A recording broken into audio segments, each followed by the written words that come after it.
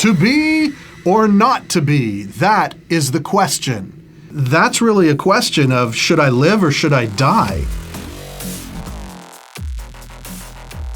I just realized that life hurt. And the more that life hurt, the more I thought, there is something that can stop this pain, and that is death.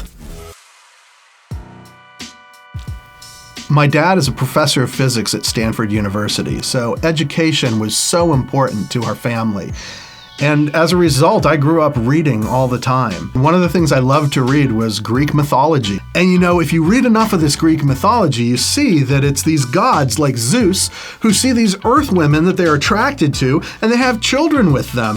All the great heroes of Greek mythology, Hercules and Perseus and Theseus, they're all these half man, half gods. You know, honestly, that's kind of the way Jesus came across to me. There's this God and he finds this Mary, and it's they have a child, and it's Jesus, the Son of God. I mean, it just came across as very not monotheistic and not Jewish at all.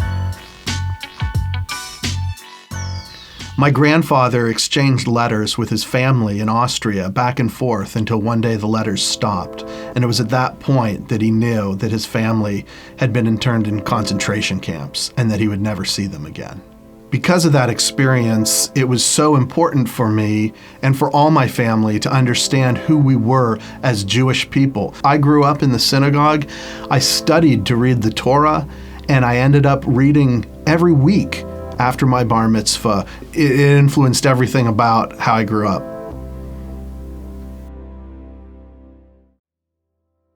My bubby, my grandmother, she was an amazing, loving woman, and you just knew her love when you were around her, and everybody loved her too.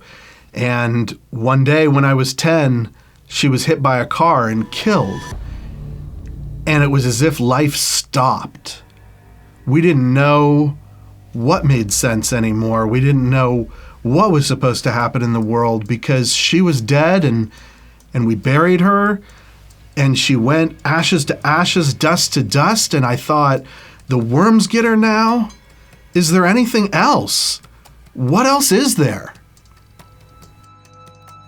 It was so overwhelming, and it just took me to a very dark place, and I felt so empty. I began to get really depressed, and I began to spiral down further and further. Over time, during that struggle, it just got harder and harder for me to go on living. And one night I went for a walk, and I decided, when I get home, I'm going to end my life. I don't want to fight this pain anymore. I was on my way home, almost to my house, when I saw a friend of mine had parked her car across the street. And as I got to my driveway, I realized it was my friend Kim. Out of the blue, she was at my house waiting for me. I had no idea why. And as she greeted me, I said, "It's really not hello, it's goodbye." And she asked me what I meant, and I said, "Because Kim, I'm tired of this pain. I'm going to end my life." Well, Kim asked me if she could share with me about what she believed about Jesus. And I thought, oh, here it comes.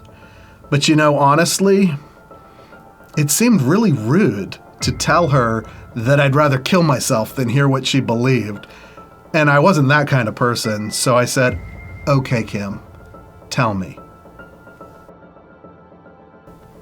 Well, as Kim began to share with me, I was riveted. She was talking about the God of Abraham and Isaac and Jacob, and I was astounded and amazed. And the more she spoke, it was like fireworks were going off in my mind, answering all these questions I didn't even know I had.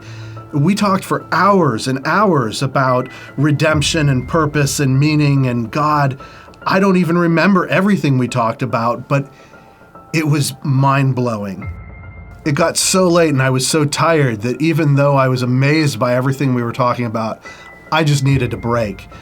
So I said, "Kim, look, I can't think anymore, but I promise you, I won't kill myself before we talk again. I need to go to bed." The next 2 days, all these thoughts kept going through my mind again and again. Is this about Jesus true? Is it not true? Is this worth living for? Is the pain too great? Should I die? And all of a sudden, I'm caught off guard. It's like this smoke is pouring in underneath my door. It was like a cloud. It was obscure. I couldn't see, but it was coming and closing in on me. And it was like an aura around me that was shrinking.